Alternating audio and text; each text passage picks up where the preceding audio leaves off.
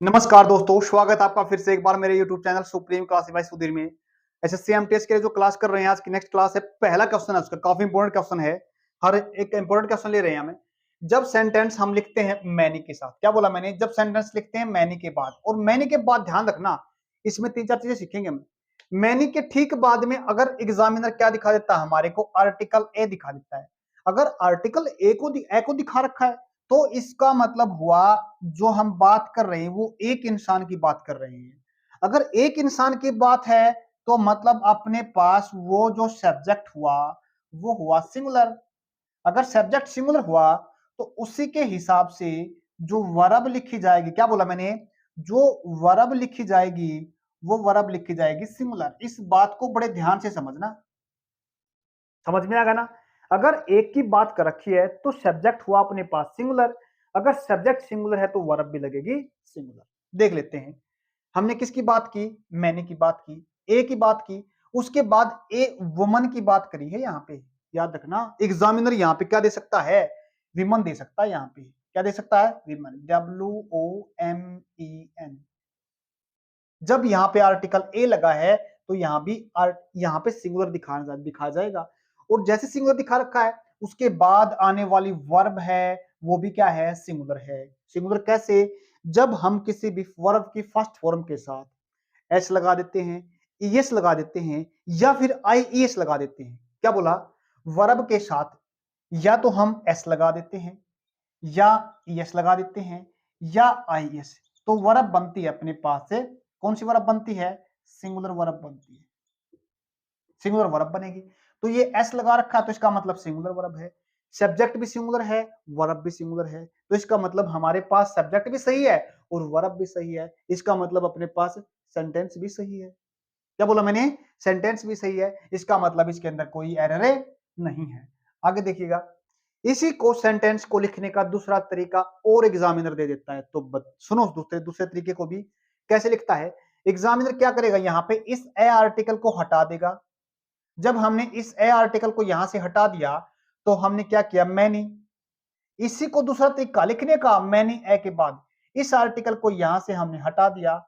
जैसे ही हमने इसको हटाया तो यहाँ पे वुमन को विमन बन गया। क्या बन गया, वुमन को विमन बन गया। समझ में आ गया, बात किसकी है, एक से ज्यादा ही कर रही है। अगर एक से ज्यादा की बात की तो इसका मतलब ये जो वर्ब है ना, यहाँ पे वर्क्स नहीं, यहाँ पे वर्क आ जाएगा। क्या बोलेंगे, यहाँ पे वर्क, वर्क्स नहीं, यहाँ पे वर्क आएगा। याद रखना, दो से दो तरीके, दो सेंटेंस को लिखने के दो तरीके हैं, मतलब एक ही है, बात एक ही है, तरीके दोनों हैं लिखने के। जब अपने पास मैनी ए आएगा तो सेंटेंस में वर्ब की सिंगुलर फॉर्म लगेगी। जब सेंटेंस के अंदर मैनी के बाद सीधा अगर वो नाउन दिखा जाएगा जो प्लूरल होगा तो वर्ब भी प्लूरल आएगी, मतलब सेंटेंस सही हो गया। तो एरर अपने पास था ही नहीं इसके अंदर। तो सेकंड सेंटेंस देखिए, the West Indies team had not वोन एनी मैच लास्ट ईयर। हमने जब सेंटेंस के अंदर क्या, जो अपने पास सेंटेंस में लास्ट ईयर है ये ऐसा टाइम है जो अब नहीं है, मतलब सीधा पास्ट। या फिर सेंटेंस की जगह पे लास्ट ईयर की जगह पे यस्टरडे होता है, या 2 इयर्स अगो होता है, या कह सकते हैं द अदर डे हो सकता है, अदर डे हो सकता है, या फिर सीधा कोई टाइम दिखा देता है। जैसे बोले टाइम दिखाएगा ना तो एग्जामिनर उसके साथ दो प्रेपोजिशन लिख सकता है, या तो सिंस लिखेगा या फिर इन लिखेगा। अगर सिंस दिखा रखा है तो इसका मतलब वो टाइम हैज के साथ लिखा जाएगा, या फिर हैड के साथ लिखा जाएगा। अगर उसके साथ दिखा रखा इन, अगर मैं कहूं the West Indies team had not वोन एनी मैच, यहां पे इसकी जगह पे लिखना चाहूं ना, कब, इन 2020, यानी 2020 में कोई भी मैच नहीं जीता, तो यहाँ पे क्या लिखा जाएगा, इससे पहले इन दिखाएंगे। और जब इन लिखेंगे तो इसका मतलब क्या बना, ये ऐसा टाइम है जो अब नहीं है। तो भी हम इसके साथ कौन सी, इसके साथ हम हमेशा वर्ब की सेकंड फॉर्म लिखते हैं। क्या बोला मैंने, वर्ब की सेकंड फॉर्म लिखते हैं, वर्ब की सेकंड फॉर्म। बट यहाँ पे क्या दिखा रखा है, यहाँ पे हेड के साथ थर्ड फॉर्म लगा रखी है, जो क्या है, गलत है। सही कैसे बनेगा अपने पास, केवल और केवल अपने पास हमें क्या करना पड़ेगा, इस हेड को हटा देना पड़ेगा। तो करना क्या पड़ेगा, वर्ब की सेकंड फॉर्म। वर्ब की सेकंड फॉर्म तो नहीं लिख सकते, क्यों? क्योंकि अपने पास क्या है, सेंटेंस नेगेटिव है। विन से बनता है वोन, वोन सेकंड और थर्ड फॉर्म एक जैसी होती है। तो हमें क्या करना पड़ेगा, अपने पास सेकंड फॉर्म होती है वोन। क्या होती है सेकंड फॉर्म, वोन।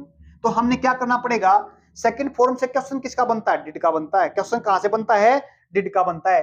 तो इस हेड की जगह पे क्या करना पड़ेगा हमारे को, इस हेड की जगह पे हमने क्या लिखना पड़ेगा, डिड लिखना पड़ेगा। क्या बोला, यहाँ पे डिड लिखा जाएगा। और यहाँ पे डिड लिखा गया तो हम इसके साथ वर्ब की सेकंड फॉर्म नहीं लिख सकते। तो करना क्या पड़ेगा, इसकी जगह पे हमने क्या करना पड़ेगा, वर्ब की फर्स्ट फॉर्म लिखनी पड़ेगी। वर्ब की फर्स्ट फॉर्म का मतलब क्या बना, यहां पे लिखा जाएगा जी विन। अब सही सेंटेंस बनेगा अपने पास। अब सुनो एक बात को, जब सेंटेंस हम लिखते हैं डू से, सेंटेंस लिखते हैं डज से, सेंटेंस लिखते हैं डिड से, तो इनके साथ डिड से, तो इनके साथ हम वर्ब की हमेशा वर्ब की फर्स्ट फॉर्म लिखते हैं। उम्मीद करता हूं समझ में आ गया। नेक्स्ट सेंटेंस देखिए, नेक्स्ट क्वेश्चन अपने पास, one should keep his work. देखो इसके अंदर क्या है अपने पास, यहां पे सॉरी गलत हो गया, वर्ड्स था यहां पे, words. One should keep his words.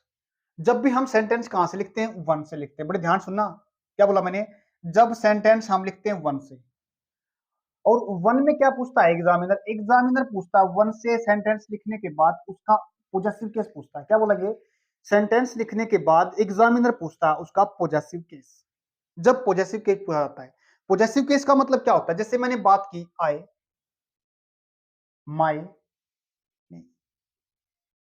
फिर बात की मैंने वी, आवर, अस।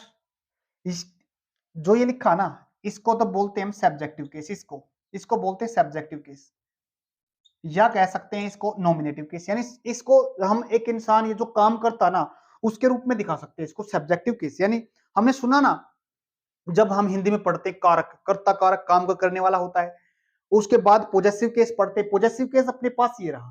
क्या बोलेंगे, पोजेसिव केस अपने पास ये रहा। पोजेसिव केस का मतलब होता है संबंध कारक। क्या बोलेंगे, संबंध कारक, या क्या कह सकते हैं इसको, पोजेसिव केस। इसके बाद अपने पास बचता ऑब्जेक्टिव केस। ऑब्जेक्टिव केस यानी कर्ता कारक कह सकते हैं इसको। समझ में आ गया ना, जब एग्जामिनर हमारे पास वन को लिख देता है और इससे पूछता है केस को, कौन से केस को, इसका केस पूछता, कौन सा केस लिखेंगे इसके अंदर हम।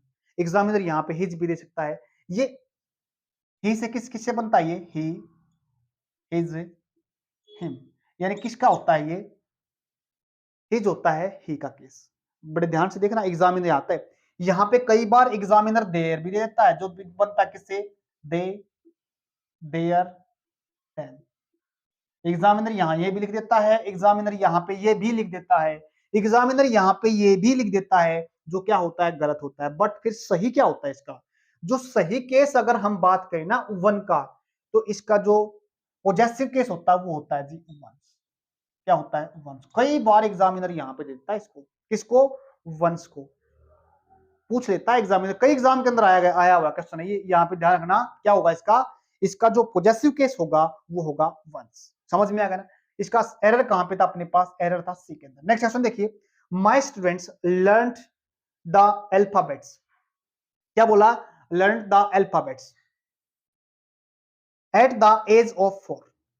समझ में आ गया ना, ये हमने क्वेश्चन देखा। क्वेश्चन देखने के बाद हमें समझ में आया माय स्टूडेंट ठीक है, ये पास्ट फॉर्म सेकंड फॉर्म भी ठीक है, ये सब्जेक्ट भी ठीक हो गया। उसके बाद एट द एज ऑफ 4, 4 साल की उम्र में भी ठीक है, ये भी सेंटेंस अपने पास। बट यहाँ पे द अल्फाबेट दिखा ना, अल्फाबेट्स दिखा ना, ये यहाँ पे कुछ हमें शक लगा। क्या लगा, शक लगा हमें। अल्फाबेट्स नहीं होता, ये होता है अल्फाबेट। क्या होता है, अल्फाबेट। अगर हम यहां से इस एस को हटा देंगे ना, क्या बोला मैंने, अगर इस एस को हमने हटा दिया तो इसका मतलब बन गया जो हम पढ़ते ना, A B C D E F G H, इसको, इसका मतलब होता है यहाँ पे हिंदी में से क्या बोलते हैं, वर्णमाला बोलते हैं। क्या बोलते हैं, वर्णमाला। जिसको हम क्या बोलते हैं इंग्लिश में, क्या बोलते हैं इसको इंग्लिश में, इसके एबीसीडी बोलते हैं इसको, ए बी सी डी। उसी को हिंदी में क्या बोलते हैं, वर्णमाला बोलते हैं। इंग्लिश में क्या बोलते हैं उसको, अल्फाबेट होता है वो। अल्फाबेट्स नहीं, बट अल्फाबेट्स भी एक वर्ड होता है। उसका मतलब क्या होता है, अगर इसके साथ एस लगा देते हैं ना, क्या लगाते हैं इसके साथ एस लगा देते हैं, तो इसका मतलब हो गया लैंग्वेजेस। क्या हो गया, इसका मतलब होता है कई तरह की लैंग्वेज, जैसे हिंदी लैंग्वेज हो गई, फ्रेंच लैंग्वेज हो गई, अमेरिकन लैंग्वेज हो गई, चाइनीज लैंग्वेज हो गई। अगर हम एस लगा देते हैं तो इसका मतलब होगा कई तरह की लैंग्वेजेस होता है इसका मतलब। समझ में आ गया ना। तो एरर अपने पास क्या बना यहाँ पे, बी के अंदर सही एरर बना। नेक्स्ट क्वेश्चन देखिए, आज का लास्ट क्वेश्चन है, जब भी हम सेंटेंस को लिखते हैं किसके साथ, एंड के साथ। इसका मतलब जब हम एंड कंजंक्शन के साथ किसी भी दो सेंटेंस को किसी भी दो पर्सन को लिखते हैं, या दो प्रोनाउन को लिखते हैं, दो नाउन को लिखते हैं, दो किसी चीजों को लिखते हैं, तो हमें हमेशा एक बात का ध्यान रखना पड़ता है। क्या, अगर हम नाउन को लिखते हैं, क्या बोला मैंने, अगर हम नाउन को लिख देते हैं तो हम नाउन को जरूरत नहीं है, अगर हमें यहाँ पे कोई एक चीज लिखनी है तो कोई दूसरी चीज लिखनी है, दो चीजों को हम लिख सकते हैं, कहीं भी लिखो, यहाँ पे लिखो या यहाँ पे लिखो। समझ में आ गया ना। जब हम किसी बात करते हैं प्रोनाउन की, क्या बोला मैंने, जब हम किसी प्रोनाउन की बात की, प्रोनाउन को अगर लिखना चाहते हैं ना, तो बड़े ध्यान से देखना पड़ेगा। इसकी जो पहले सेंस बनेगी ना, अगर हम बात करते हैं, किसकी बात करते हैं, प्रोनाउन की, दो तरीके से लिखते हैं प्रोनाउन को। जब हम किसी पर्सन होते हैं अपने पास तीन, एक तो होता है अपने पास फर्स्ट पर्सन, क्या बोला मैंने, फर्स्ट पर्सन, जिसको हम आई बोलते हैं। एक होता है अपने पास सेकंड पर्सन, जिसको क्या बोलते हैं, यू बोलते हैं। एक होता अपने पास थर्ड पर्सन, क्या बोला मैंने, थर्ड पर्सन, जिसको हम क्या बोलते हैं, दे बोलते हैं, या बोलते हैं ही, से, या इट। समझ में आ गया ना। जब अपने पास लिखा रहता है, अगर हमारी सेंस सामान्य है, क्या बोला मैंने, अगर हमारी सेंस सामान्य है तो हम सेंटेंस के सामान्य सेंस के अंदर लिखते हैं, पहले तो लिखेंगे सेकंड पर्सन को, फिर लिखेंगे हम थर्ड पर्सन को, और फिर लिखेंगे हम फर्स्ट पर्सन को। समझ में आ गया ना। क्या बोला मैंने, पहले लिखेंगे सेकंड पर्सन को, फिर लिखेंगे थर्ड पर्सन को, और फिर लिखेंगे फर्स्ट पर्सन को, सामान्य सेंस। अगर हमारे को सेंस गिल्टी की है, क्या बोला मैंने, अगर हमारे को सेंस लग रही है, किसमें गिल्टी की भावना है, अगर हेट को दिखा रखा है, घृणा को दिखा रखा है, तो हम क्या लिखेंगे, इसको लिखेंगे 1 2 3 के अंदर। बट यहाँ पे तो सामान्य सेंस दिखा रखी है, तो सामान्य सेंस दिखा रखी है, तो सामान्य के लिए क्या लिखेंगे, हमें 2 3 1 लिखेंगे। तो यहाँ पे क्या लिख रखा है, पहले तो लिख रखा है इन्होंने फर्स्ट पर्सन को, फिर लिख रखा है इसके बाद थर्ड पर्सन को, जो क्या हो गया, गलत हो गया। तो क्या करना पड़ेगा हमारे को, इस थर्ड पर्सन को तो पहले लेके आना पड़ेगा, और फर्स्ट पर्सन को क्या करना पड़ेगा, बाद में लिखना पड़ेगा। समझ में आ गया ना। तो अपना एरर कहां पे बना, अपना एरर बना ए पार्ट के अंदर। तो सही कैसे बनेगा, my wife and I were declared the best couple at the function, no error. तो एरर अपना इसके अंदर। उम्मीद करता हूं आपको ये 5 जो क्वेश्चन लिए हमने समझ में आए हुए। अगर आपको क्लास अच्छी लगी, लाइक शेयर सब्सक्राइब जरूर करना। धन्यवाद, आज के लिए इतना ही।